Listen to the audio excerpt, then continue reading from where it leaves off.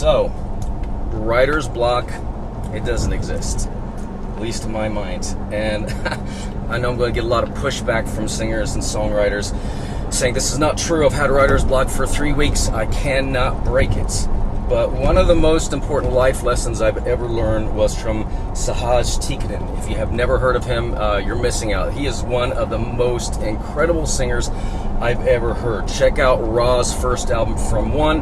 Actually, any of their albums, you'll be blown away by what this guy can do with his voice. Amazing songwriter, amazing producer.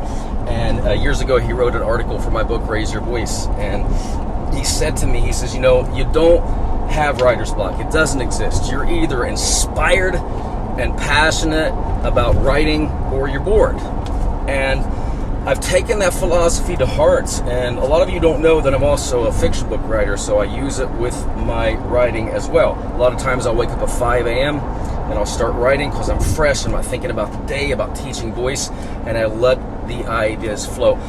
The problem I see with songwriters who think they have writer's block, again, is they're bored or they're stressed. They start a songwriting session, nothing's coming to them, they get stressed out, it builds up and it blocks their creativity.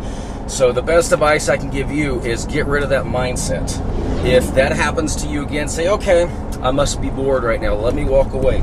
Keep your iPhone, your Android phone with you in case a melody comes to your mind. Sing it and record that melody and save it for later. Have a tablet beside your bed. You may wake up at 3 a.m. in the morning and have some amazing lyrics or a melodic idea, and you don't want to let it go.